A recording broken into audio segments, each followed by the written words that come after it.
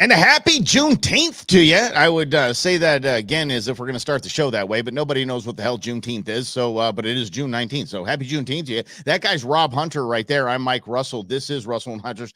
In other news, and I'm going to pause for a moment because a legend has passed away. Rob, you have the deets. Willie Mays, the greatest baseball player of all time, passed away at the age of 93, which I think that's the most important fact. I love it when people live to be 93 and live life their way. So I don't think this is a sad thing because it's just inevitable. No. It is a celebration of someone who changed the game of baseball.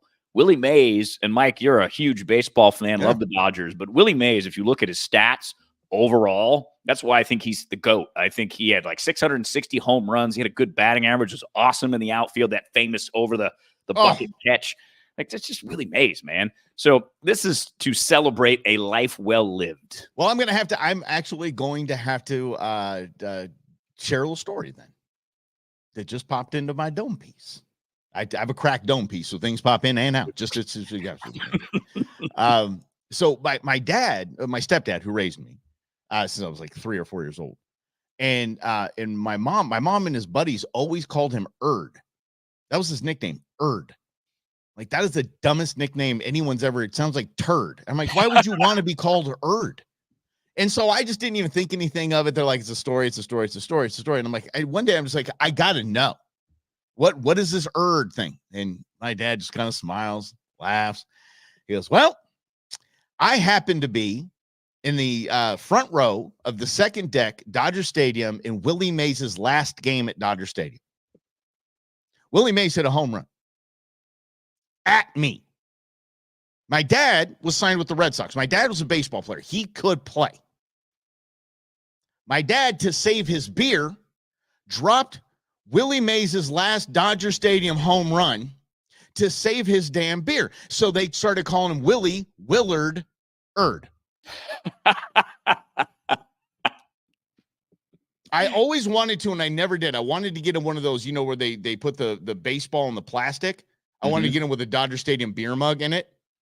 Just so, basically they say Willie Mays home run and put the date on it. That's awesome. Yeah.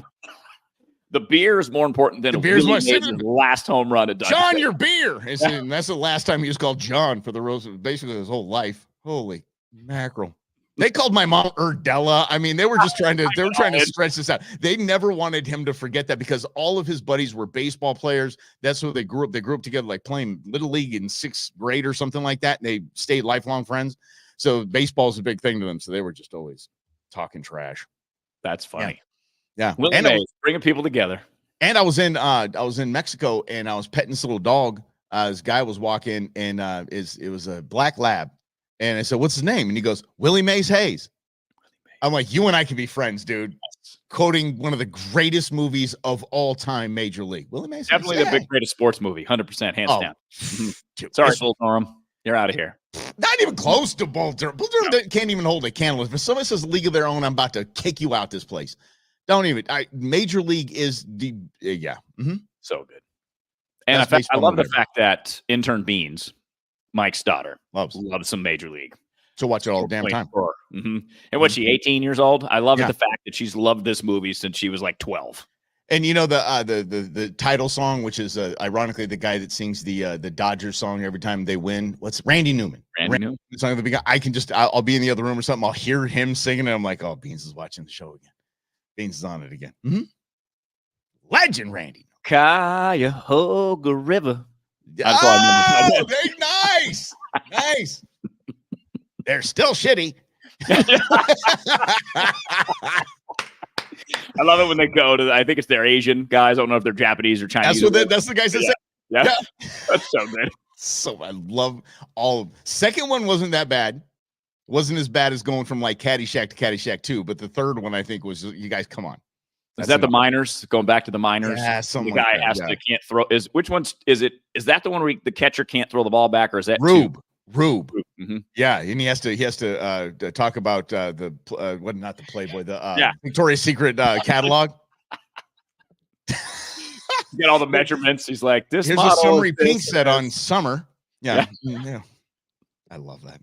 Just go, guys. Just have some fun. God bless you, Willie Mays. You did a great service to the world. You're just a fantastic human, and I hope it stays that way. And it's not, oh, here's the true story of a. Stop that crap and stop talking about people after they're dead. If they're dead, fine. Move on. Unless it's something nefarious that, like, we need to find some more things going on. Okay, fine.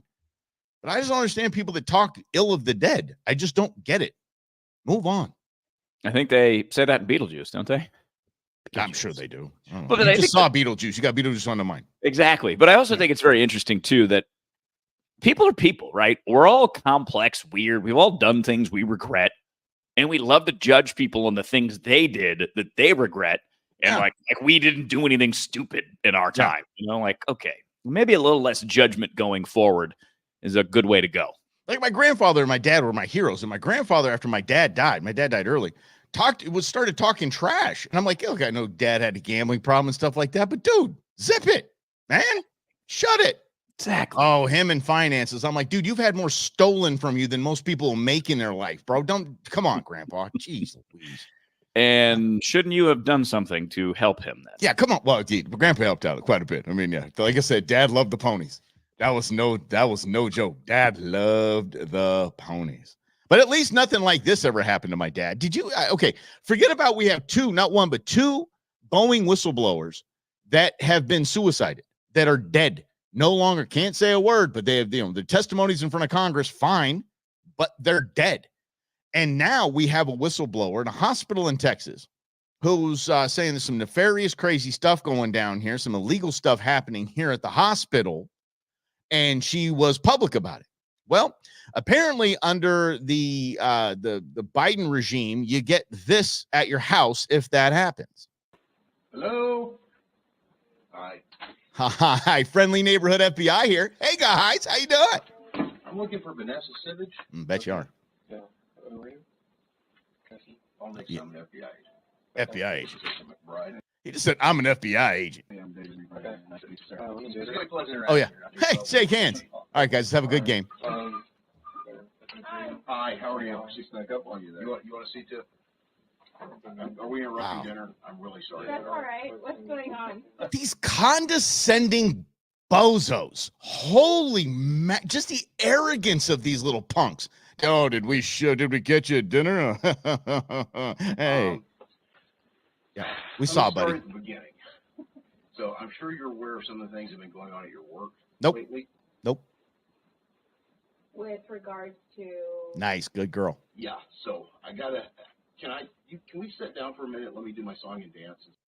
Absolutely not. Come back with a warrant. Absolutely not. 100% buy. Come back. If you don't have a warrant, I don't want to talk to you. Adios. Good day, sir. I said good day, to quote the great Willy Wonka. You definitely should not let the FBI in your house ever. Nope, because ever. What they're looking for is you to say one thing that might not be 100% accurate, and then they're going to charge you with lying to the FBI. Ask Martha Stewart how that went. She didn't go to jail for insider trading. Nope. She went to jail for lying to the FBI. Amen. So that's that warning. And, I don't like the FBI. I've never liked the FBI. The FBI is a corrupt, unconstitutional organization. So the fact that they're showing up on this door automatically should ring alarm bells. Number one, the other part of it about this, Mike, those don't look like FBI agents. I know they are. They showed their ID, but that's not what I picture when I picture FBI agents. I picture guys that are actually in shape, guys that can actually run down a criminal if they needed to. But they can run them down with their nines. They can run them down. Mm-hmm. And they have. So this story is super interesting because Vanessa, who provided this video on Twitter, is caught up in a couple of different things here. Number one, what Mike mentioned, this is Texas Children's Hospital. The allegations that Vanessa is making is that Texas Children's Hospital has been funding gender transitions to minors and now adults. Children's body mutilation. Yes. Well, I mean, you call it whatever you want. I'm calling it that. Yeah. Yeah. But it's the funding of it. It is not supposed to be funded through Texas Medicaid. Yet what this woman is alleging is that it's just being coded and weirded and hidden and worked its way through that, or they take the Medicare funds and they fund it, but they get the Medicare billing from other things. And this was also in conjunction with a doctor who publicly made these claims. This doctor is based out of Houston. He was indicted, I think, just a couple of days ago for accessing medical records that he wasn't supposed to. So the reason the FBI says they're showing up at this woman's house, Vanessa, the video you just saw, is because she's tied to him, and they're investigating him, and that investigation led them to her because she is a part of this, exposing what may or may not be happening at Texas Children's Hospital with this funding. What may or may not be happening. Here's the deal. This is what this is showing everybody right now. Your entire intelligence apparatus is weaponized.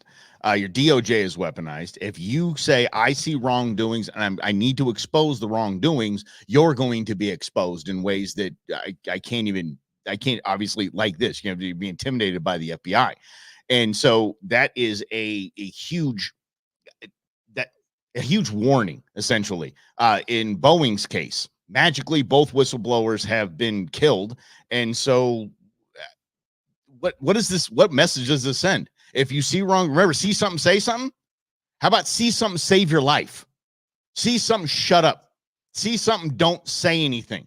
If you don't see that as plain as day, you're not paying attention.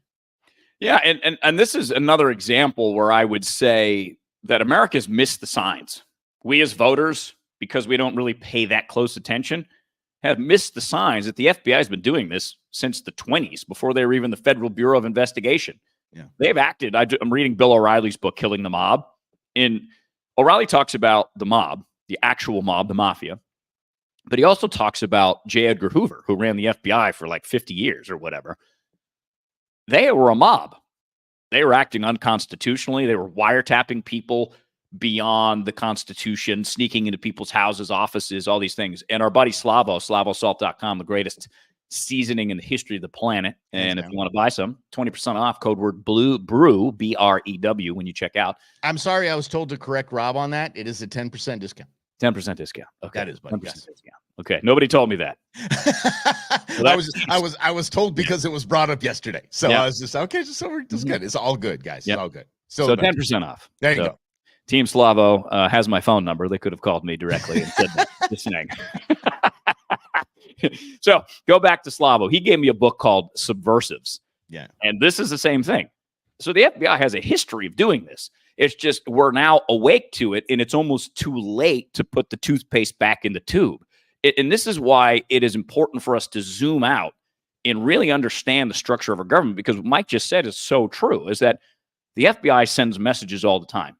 And this video comes out, and if you were to be a whistleblower, if you had inside information, either at this Texas Children's Hospital, Boeing, anywhere else, are you really going to come forward? Because, number one, if the FBI comes, you're going to have to hire a lawyer. You're going to have to hire a good lawyer, and that's very expensive. Good lawyers are like $500 an hour on the bottom end of good lawyers.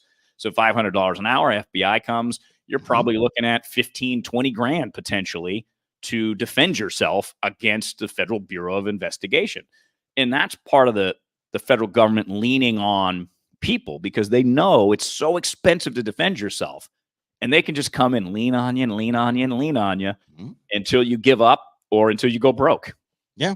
And so again, that's the message that's being sent. So where do you go? I mean, basically you get if you find something like Boeing cutting corners, making things more dangerous for people to fly, or it's basically taxpayer funded child mutilation. I'm going to call it that. Taxpayer funded child mutilation, and you want to expose it. What do? You get your affairs in order, run and hide, make sure that you're either going to either disappear or you're going to disappear. Either not, you're going to do it on your own, or someone else is going to do it for you. Is that the new whistleblower thing? Remember, there was a Whistleblower Protection Act at one point, because there were certain whistleblowers going after certain people that the Democrats didn't like. So they were all about it. Yeah, go get them. Go get them. We're going to pass. We're going to protect these people. Now they don't even consider them whistleblowers. I remember early on, it was the was it the IRS whistleblower? Yeah, that was talking about Hunter Biden. The IRS whistleblower. Every Democrat that was in the whole thing was saying, "I'm sorry, no, this is not technically a whistleblower. He's not technically a whistleblower." Oh, okay. We're gonna just go ahead and change the definition again. There's zero protections for you if you want it. What's that? That's what they said. He didn't go through the proper channels of whistleblowing. Right, yes. Whistleblowing, the proper channels of whistleblowing. Yeah, you're supposed to start inside your own organization that is trying to cover up things, and you're supposed to whistleblow inside the organization before you can technically become a whistleblower or something like that. Yeah, we'll take that up in advisement. Mm-hmm. Well, I think you're onto something, Mike, because this is the other part about the criminal code. So let's talk about this doctor. I think his last name is Haim. I might be mistaken on that. The one that's being investigated, Texas Children's Hospital, for accessing patient records. Obviously, that's illegal. It's a HIPAA violation, but FBI is trying to paint this that he's guilty, right? So there's so many laws that unless you have a lawyer before you become a whistleblower, you're probably going to violate one of them, and the FBI is going to show up at your door. So before you become a whistleblower, if that's the thing, hire a lawyer. Again, go broke to do it because that's what you're going to need to do, or contract someone in Congress. Someone that's on your side, friendly, who can help guide you through the process. Yeah, even on that, there's maybe 4 that are reliable and would be on your side for that. Understand the tentacles that most of the DC politicians have in these companies and through lobbyists and stock trades and all that stuff. I think the lawyers are good. Look for the term you're looking for is pro bono. The term you're looking for is pro bono. Will you take this case? It's going to be big. It's going to make headlines. It'll put you on the map. And can you do this for me? Not like, oh, how much is it going to cost me? Because you literally will go broke. When you think about the money aspects of it, because at the end of it, it always comes down to money. So this Texas Children's Hospital, like many hospitals, are struggling somehow, even though they got boosted funds through COVID. So they might be just trying to make a money grab, right? So they might be like, well, if we do this and we funnel this and we do this, we get money from federal government through Medicaid, and then we're all good to go. And hospitals in the black instead of the red. So I don't know if that's an aspect of this, but it is, again, very interesting because what this woman alleges, again, the FBI showed up at her house, is that the doctors in this program at Texas Children's Hospital are being very coercive and almost forcing young people, 16, 17, 18 years old. I guess now that they were cracking down that it's now 18 or above, but the doctors in this process are taking mentally unhealthy people. And what I mean is like people that are suffering depression, questioning everything, and they're almost forcing them into this and saying, no, you definitely have gender dysmorphia. And the best thing for you is to have reassignment surgery and you'll be good to go. I'm like, okay, sure. While even Europe is backing away from this because it's experimental at the end of the day, right? Even if we're just looking at the facts and we take all the emotion out of this, it's 20% of kids, young kids, are now saying they have some form of gender dysmorphia and they don't identify as just what they are. It's a very interesting on that level in and of itself. So this provides that number, doctors, hospitals, opportunities to further convince young people that are underage and don't have their own rights technically, but doctors can convince them pretty easily and their parents because they put the guilt trip on the parents to say, you'll be a horrible parent. We'll send DPS your way, or Department of, Department of Children and Family Services. Yeah. Child Protective, Child Protective Services. We'll send CPS to you if you don't cooperate. So there's all this type of coercion in this.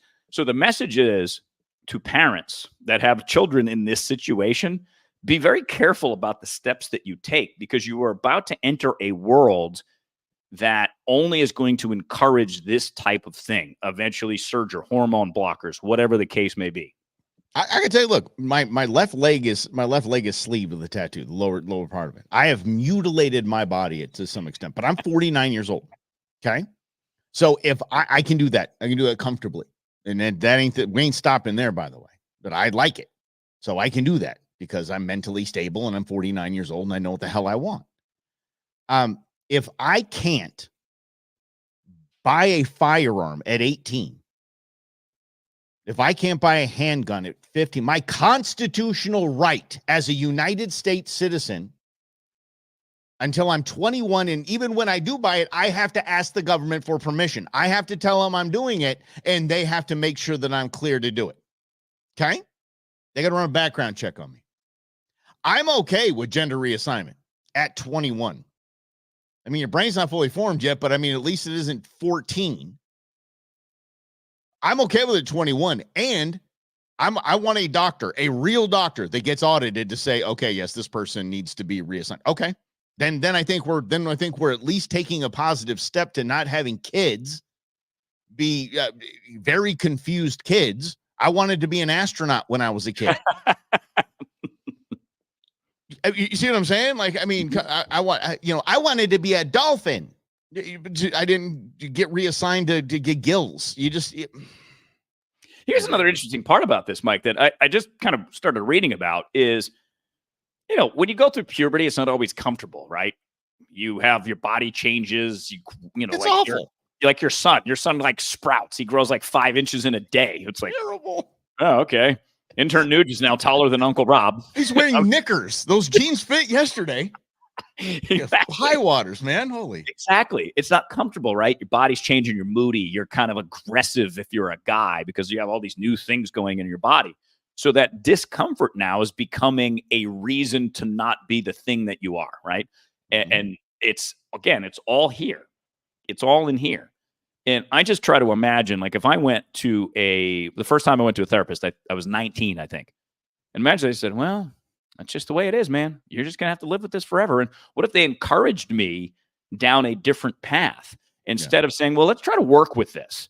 Let's try to figure out what the cause of this is. And they said, no, okay, that's just the way your brain works. So you might as well just give up. Yeah. And but I like that there are states that are taking action on this. I love that there are states taking action. I love that child predators and now in Florida you get the death penalty. That's on the table. Hell yeah. Sorry. Can't laws, state laws are state laws. If you don't like it, move out of Florida. How about that? Yeah. Rob, there's this guy has a 27, speaking of hormones and whatnot. Rob put this on our show rundown.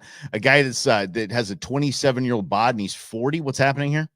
This is a guy who claimed, I should have screenshotted it, but I didn't. I scrolled past it, and then I read more about this Texas Children's Hospital story, and I was like, okay, so on one hand, we have experimentation on kids and reassigning their gender, and on the other hand, we have this experimentation by a lot of dudes, probably some women, that are trying to defy their biological age by taking 41 supplements a day. That's what this guy claims. He's like, 41 supplements a day. I take vitamins from our doctor. Mike and I have a doctor. They have a custom vitamin package based on, what's going on with you.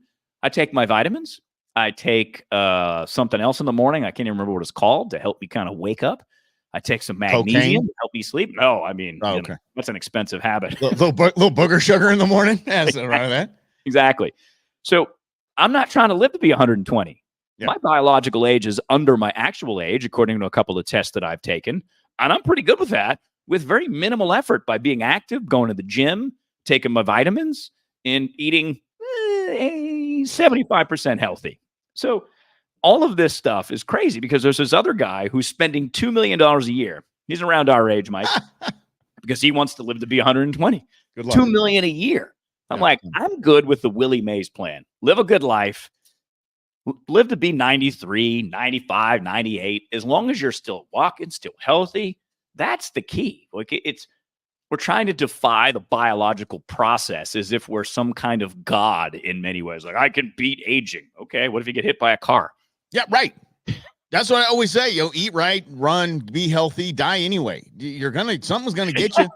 Something's gonna come get you. My grandfather, fit as a fiddle, 73 years old, just active, walking, God damn near had a six-pack, ran a mechanic shop his whole life, just fit, just a fit dude. Felt sick one day, died of pancreatic cancer 5 days later. Dang. Like, wait. And they were eating healthy and taking walks and doing all that stuff, and just nothing. They're gone, dead. So I'm like, you know what? It's time for some Chipotle, and let's go. But you got to take a second on the house to get Chipotle. Four bowls yesterday, dude. 4 bowls yesterday, $60. That guacamole will get you. That guacamole will get you. Mm-hmm. And I got to go in now. I got to go in because they're skimping on sizes. No way I'm ordering online. You got to go in and dog eye them. You got to go in and be like, that was not a scoop. There's the scoop. I did see a TikTok trend of people getting bowls filled, and if it's not enough meat, they just leave. So they make the bowl, and now they got to throw it away. I'm like, good. Teach them. No, teach them. But you're only going to increase the cost because now you have more waste. So guess what? Teach them. Yep. Teach them to never go to Chipotle because it's going to be, like you said, unaffordable. Oh, but when I say teach them, that means, okay, then knock the price down a little bit. Or actually, I go there because I want to be full. I want to be like Thanksgiving full when I'm done with this burrito bowl. Or when I get a burrito, I do the two. I tell them right away, 2 tortillas, double wrap this bad boy. It's gonna get crazy in here. And I let them know they're gonna need 2 tortillas to cover this thing. And John, I would just show my son, and he's like, "Dad, your burrito's so massive." I'm like, "Yep, paid the same as yours." Just got to go be a little assertive with the Chipotle folks. And if you're nice and you're kind, then they're going to be, like, "Hey, can I get a little more cheese on there?" Okay, no, skosh more. Yep. Yeah. I do that with the rice. Give me a little more rice because rice is nice and filling. Good rice carb. is nice. I get the bowl sometimes because I just put lettuce in it and I feel like I'm having a salad. See, beat the game, man. Beat the conquistador of the calorie. That's right. That's me.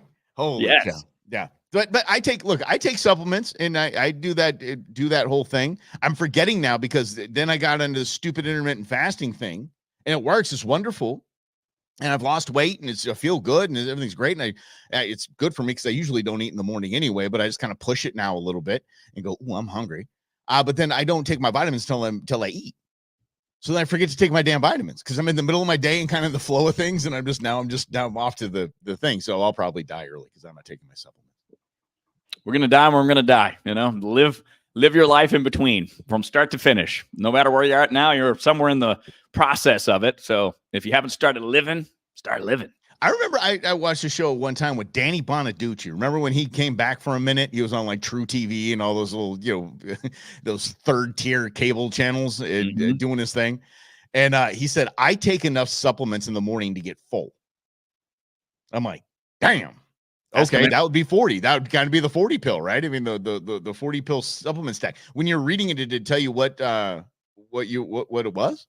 I didn't even bother looking. It was just a picture of all of these pills, and I was like, "Whatever, man. I'm not even going to try to remember this." Let's see if I can pull it up real quick. What would that do to your liver? Is what I want to know. Great question. There better be a liver health pill in there. There better damn well be a liver health pill in there, which not surprisingly, our doctor has me on. I'm limited on, she wants me to have 2 to 3 drinks a week max. Usually I just do that 1 day a week. I'm like, all right, I'm just going to drink my 3 martinis now. Interesting. Okay. Yeah. Yeah. She told me to do intermittent fasting 1 hour a day. I'm like, sister, 1 hour? No. You can eat all of your calories? Oh my goodness. No, wow. I'd be bulimic. I'd be puking everything by the end of the thing. Oh, that's wild. Okay. Let's see. I got a 7-hour vibe going and I'm good with it. Yeah, 7 hours is good. Yeah. All right. This guy does his life score, food, blah, blah, blah, supplements. It's creatine is one of them. That's omega-3 fatty acids. Good for you. B complex and methylfolate. Methylfolate is good. Okay. I don't know why, but I've been told it was. Protein powder. I get enough protein. Curcumin, I don't even know what that is. Vitamin D, berberine, probiotic. Yeah. Whatever these things are. Yeah, you can't pronounce most of them. Yeah. No, exactly. Mm-hmm. Good for you, man. You do your thing. It's been a minute since we've claimed it, as we're doing this streaming now every day at noon. Damn it, we called it again. Russell and Hunter were right. We nailed this when the phrase deep fake was introduced to the world. Rob and I knew damn well what was going to happen, and we called it a couple years ago, which was this will be used to either get away with anything. Just no, everything, because everybody's got a phone out, everybody's got a camera, everybody's a journalist, everybody's a reporter. Somebody's going to get busted doing some nefarious things. Say, nope, that video is a deep fake. That video is a deep fake. And people will buy into that. No, that was just a deep fake. That's done by those right-wing extremists. Now, if you take the whole MAGA world, right-wing extreme nonsense that's been pushed on you for the past 3.5 years, and you move those into deep fakes, well, now you get cheap fakes, as the White House is claiming that things are cheap fakes. And the reporters are helping Karine Jean-Pierre in this effort. Listen to this. There seems to be a sort of rash of videos that have been edited to make the president appear especially frail or mentally confused. Okay, hold on a second. That is a real reporter that has White House press credentials that starts a question, handing a softball to KJP, saying, essentially claiming, All of these videos are edited. What say you? Instead of, why are you claiming that these are edited? Listen to this. I'm wondering if the Look White at House him. is especially worried about the fact You know. that this appears to be a pattern that we're seeing more often. Yeah, and I think you all have called this the Come back here, cheap sir. fakes video, and that's exactly what they are. They are cheap fakes video. They are done in bad faith, and some of your news organization have been very clear, have hold on. stressed Hey, that these what's up, Dale? right-wing Good to see you. the Hey, right-wing Tim. Hey, critics thanks for of the coming. president No, have hey, a we gotta credibility get going problem because of the fact checkers have repeatedly caught them pushing misinformation, disinformation, and so we see this, and this is something coming from your part of the world, calling them cheap fakes and misinformation. And I'll quote the Washington Post, where they wrote about this, and they said how Republicans use misleading videos to attack Biden in a 24-hour period. And to their credit, we have a conservative Washington Examiner did call them out as well, calling out the New York Post. Ironically, several recent cheap fakes. She's reading this. This was prepped and this was all set up. The question, everything was set up and ready to go. She's literally reading her response to that dude's softball question, defending the White House and defending the. I can't with this woman anymore. I can't. Cheap fakes now. Now it's cheap fakes when we're looking at actual video. Several angles of video by several reporters. Same thing. Nothing has been creatively edited. And then they stack on top of that the right-wing conspiracy theorist. And don't worry, the fact checkers are on the case. Meanwhile, the left-wing media, which is the media KJP is talking to, is doing the same thing with Trump. Trump's walking down the stairs a little feebly, so I don't know what's going on here.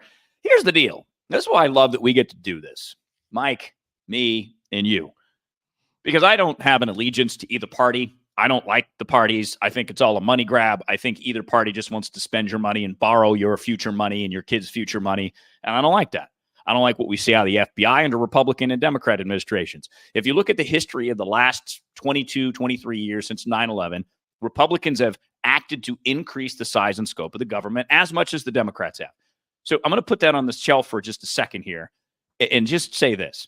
Politics is now religion. Religion is so interesting because there are the major world religions, right? You think there's Catholicism, there's Protestants, there's Islam, so many other ones. In those religions, you have a belief system, right? Catholics, God, here's all the things. This is what you got to do to be a good Catholic. And I think the challenge is people just accept these beliefs all the time without questioning anything, without saying, I can still be a Catholic and question some of these beliefs. Like my beef with Catholicism is personal because when my parents got divorced, my mother couldn't get communion. So everyone in the church got to walk down, get communion, except my mom. My mom had to sit over there in the pew all by herself. And it was like this shaming aspect of it. Yeah. The fact that no one stood up for my mother and said, no, she's still coming to church. She's still doing her thing because it's against the rules. It's a stupid rule, but it's a rule. So the people just kind of accept because sometimes it's just easier to go along with it. To go back to the FBI story, Mike, the message that's being sent here by KJP is go along with the program or else. Mm-hmm. That's a religion. And when now you have two religions competing to try to be the president of the United States, and both sides are going to lie, they're going to cheat, they're going to steal because the stakes are so high. That's what's incredibly frustrating to me is it seems obvious as the day is long until you get illogical beliefs where millions of people will look at this KJP and be like, oh yeah, it's just a cheap fake. I don't have to worry about Biden being old. The dude is 81. Of course he's going to act old. He's 81. And obviously in everything you see, his mental and physical capacities are diminishing before our eyes. It just is what it is, damn it. It just is what it is. But and there's a lot behind that. But we stand what the problem is in going to your religion analogy is the problem is that we're being told. Let's say this. Let's say that I got the ability to see God with my own eyes. Proof pudding. Everybody got to see it. I sent it out there. Everybody got to see. Yep, there's a God. The ones who don't want to believe in God will say, "Oh, nope, sorry, that's a cheap fake." Yeah, Mike made that up. It's a deep fake. Exactly. And everyone will go back to their belief or not belief, or I show the throne of heaven and it's empty and there's no God. And then they say, no, Mike's lying. All the religions know Mike's lying. It's a cheap. That's cheap. What, y'all? I do agree with Rob in that the Republican, Democrat, conservative, progressive is now a religion. And of course, the left will say that the right is a cult, and they'll call each other cults because that's the bad type of religion. But it's religion, and so it's a belief that you have to believe. That's what it is. And by the way, I'm a man of faith. I don't claim one branch or the other. I mean, Christianity would be, I think, the most basic that I would say. But I think religion has absolutely jacked it all up. Religion has jacked the entire thing up. Faith is wonderful. Faith is beautiful. Your relationship with your God is beautiful. But outside of that, the business of religion, the cult of religion is absolutely bastardized the entire point of whether you believe it's a story or whether you believe it's history. Same thing. It's just absolutely screwed it up. And I'm sorry we got on the soapbox there, but man, did you know that $53 billion are stolen a year? $53 billion are stolen by church employees nationwide every single year.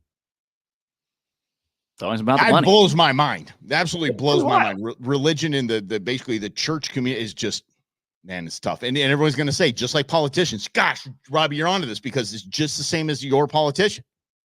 Congress has a 13% approval rating and a 90% incumbent reelection rate because we keep saying, hey, it's not my guy. Nope, it's not my guy. Everyone do same. Every church going person will say, it's not my church. Exactly. That pastor wouldn't do that. No way. Because part of your identity is wrapped up in that. Yes. And our own identities are really difficult because I had an identity that I had to unravel because there wasn't a healthy identity for myself. Mhm. I had to figure out how to change that. And in changing that, I started to understand how easy it is to get wrapped up in identity because I always like to say, Mike, language is contagious. So if you are in a bubble, right, and you're on a lane, and that lane is all believe this, believe that, believe this, believe that this is a cheap fake, believe that Donald Trump is the greatest thing ever. Okay, cool. And all you see is that language, you're going to identify with that. So when someone questions your beliefs, they're questioning your identity, and you're going to get mad. And that's what you see on Twitter, and that's what you see on social media all the time, is that people with very little information are responding based on their belief system and their identity that they are right and everyone else is wrong, when all that is doing is creating a religious division in this country, essentially, based on our political parties and beliefs. And I've looked at history, just like you have all looked at history, and Mike, you have too. Religions that disagree usually end up resorting to violence at some point. It doesn't just peacefully resolve like, oh, okay, you have a different belief system. It's totally cool. You go to your church, I'll go to mine. We'll get together on Saturday afternoons and we'll play baseball. Doesn't happen. No. But going back to I love the religion, and basically we've become two religions, and we really have. By the way, just so everybody knows, we need progressives. We need it. The country needs them. The country needs Democrats and progressives. We need conservatives and Republicans. They're both equally valuable, and they're both equally, except for the criminals that we have up there. But I'm talking about the ideology. The ideology as a Democrat that you want to push towards what's best for each and every individual, and everybody's going to have something, and it's going to be this great utopia, and we're going to go to some, because socialism work if we call it democratic socialism, that push towards that. And then the Republicans on the other side going, yo, come on back a little bit. No. Not what's in this founding document over here, and the other way. We want to go back to this. But it's good for a nation to progress. So we need that basically a societal check and balance. And I think that's healthy and wonderful. The problem is we're being taught to look over and go, they're just wrong. Instead of, oh, there's a couple of good things in here that I'm really kind of digging on. And then there's, nope, you're just wrong. And I can't deal. Yeah. And if you get down to the root of it, what is progressivism rooted in? That the system doesn't work. What is conservatism rooted in? The system of government we have doesn't work. It's too powerful. There's not enough individual freedom. Progressives, in a lot of ways, think the same thing. It's just they want to expand the size and scope of government in different ways than Republicans do. Because if you look at Donald Trump's platform, he's trying to expand the role and scope of the size of the government. He just is. He's trying to use power in certain ways. I've never liked that. All of a sudden, I can't pretend that I like it. Like, oh, that's a great idea. It's good to go get revenge and use the DOJ like the DOJ is being used right now. No, the DOJ power is the problem. It doesn't matter who's using it. That's the reality of it. And all these Republicans are always trying to tell us, oh, we're going to get rid of Mayorkas and we're going to get rid of the guy that's running the Department of Justice, whatever, Merrick Garland. They haven't done it. Oh, they censured him and they impeached him and they're still there. So that's all this is. It all comes down to like a show for me without real results. And that's the frustrating part about being involved in this religious scuffle when I don't subscribe to either side of the religion. Joe Ben Quayle still has a pension, got a congressional pension. He was in office 2 years. He has a congressional pension. You see, the people that are making these decisions, putting on this show that Rob just talked about, and putting on this show, they're fine. They're good. Forever. They're fine. They're set. What your problems are not their problems. I mean, they have family problems just like we do. Everybody's got family problems. If you have a family, you got problems. 99 of them sometimes.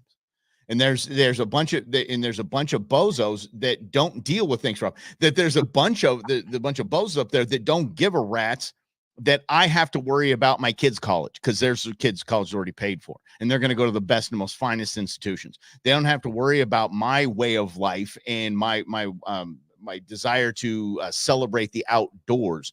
They don't have to worry about that because they'll always have their ability to do that because they've cut all themselves into these or out of these restrictions that they give each and every one of us.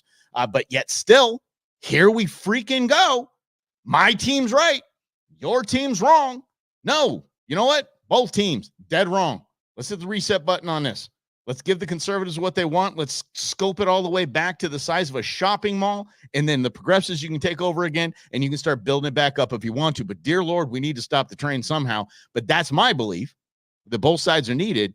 I seem to be in the minority. Yeah. And I think that's, again, it's that fascinating look at how we believe things and why we believe things, especially using this KJ Pace story and how easy it is to say this was a cheap fake. No, Biden's old. He's going to wander off. He's going to stumble. He's going to look like he's out of place.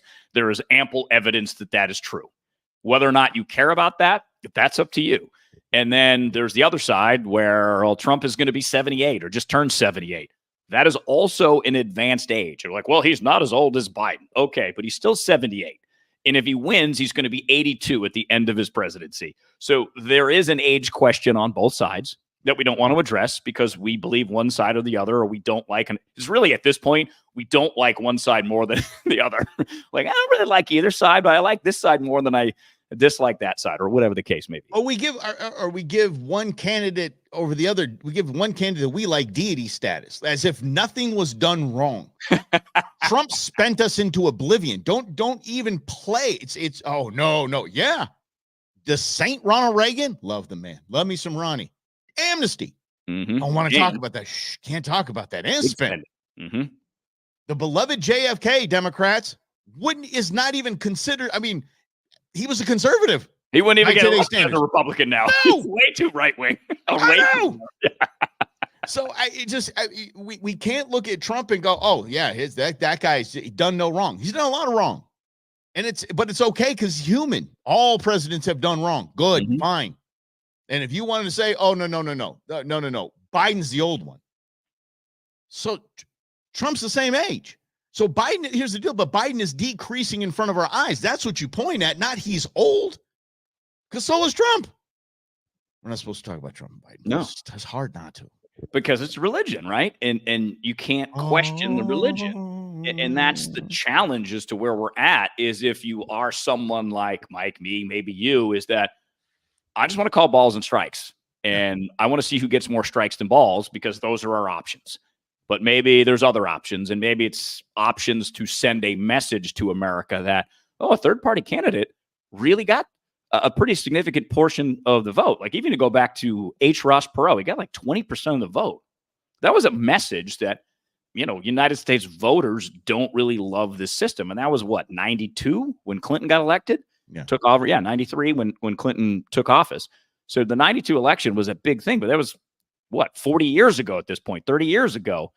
And we're still stuck in the same pattern over and over again with $34 trillion in debt. I saw a number yesterday. In 10 years, we're going to be $50 trillion in debt as a country. Yeah. Who cares? Cool. I haven't talked about Jared Bernstein in quite a while. Jared Bernstein, the White House economic guru. The fantastic interview. I'll see if I can find it for tomorrow's show. Rob, you can help me remember that. He was asked to explain how we can still borrow and spend and not impact inflation. He should be able to explain that. Yeah. It was fumbling, bumbling, stumbling. He's a top economic mind in the White House. I just like talking like Jared Bernstein, which is basically Officer Bar Brady from South Park, but it's the same thing. Yeah. They sound identical. But if you think about how information works, right? This is a funny story. Even go back to the very beginning. We talked about the FBI showing up to this woman's house in Texas. She is a nurse at Texas Children's Hospital, all kinds of allegations that they're misappropriating funds for gender reassignment surgery. That's not going to be in the New York Times. No. That's not going to be in the Washington Post. It is going to be on Twitter, and it is going to be covered by the Washington Times, which is a conservative paper, or the Epoch Times, or whatever that name of that paper is. So even our news systems cover completely different things. I went on the New York Times this morning to check and see if there was any stories about this.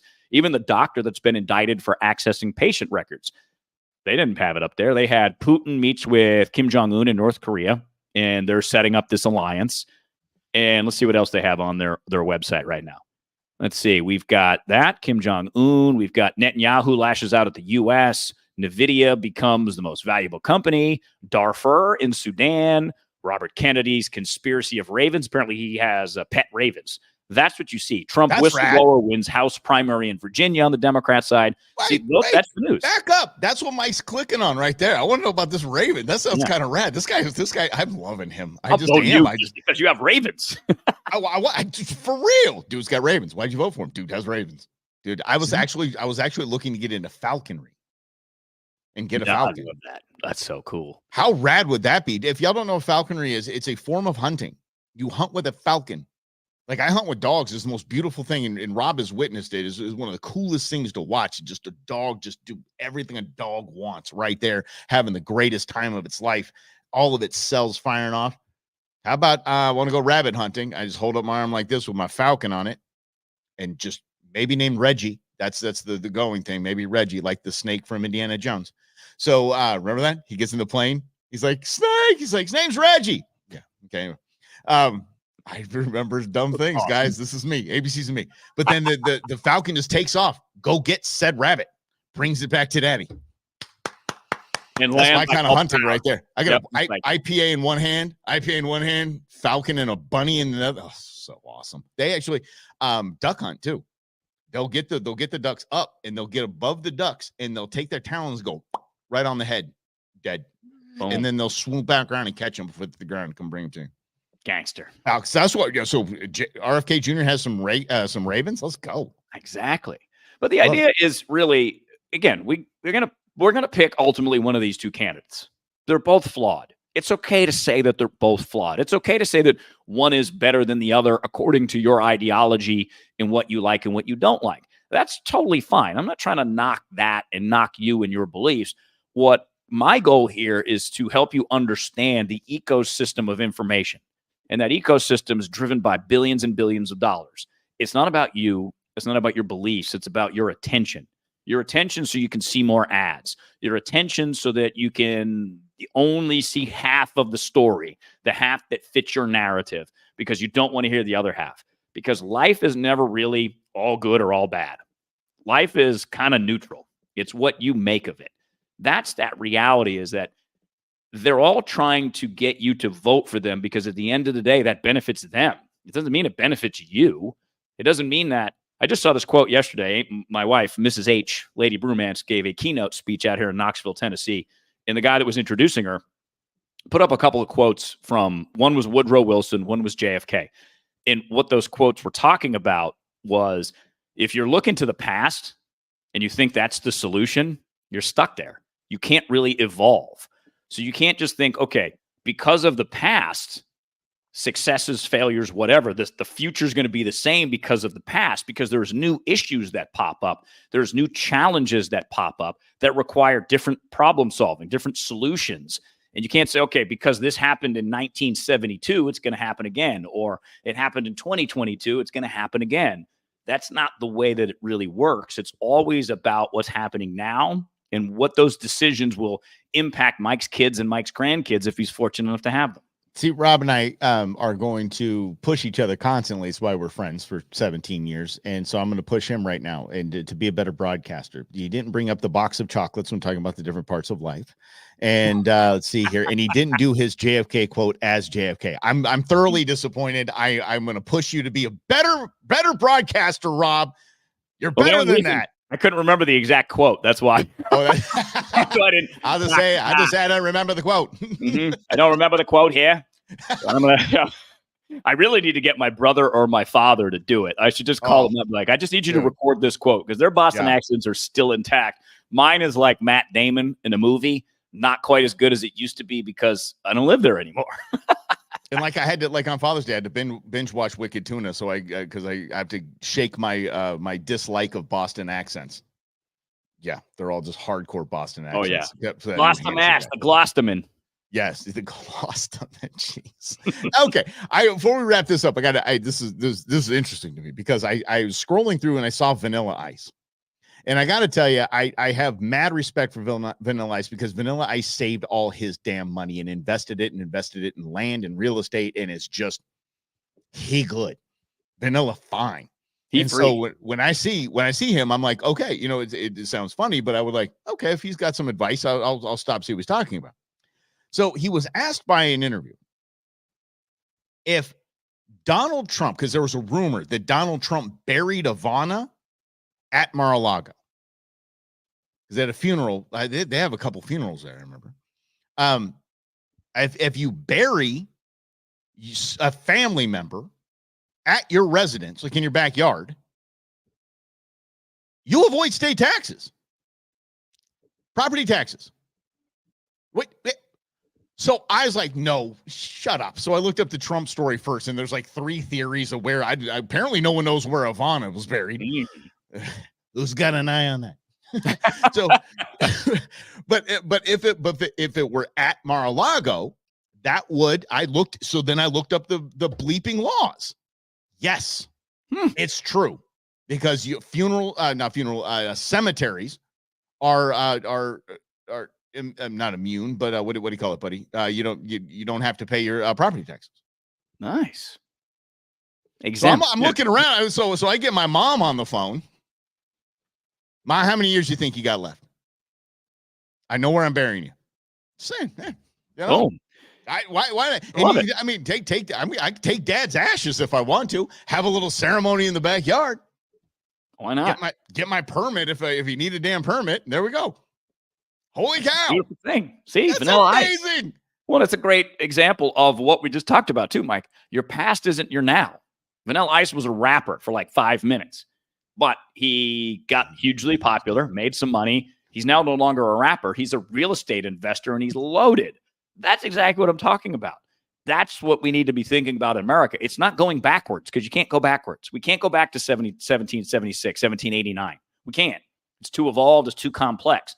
But you have to put a chart towards the future of where you want to go. Like Vanilla Ice did. He's like, all right, I'm a rapper.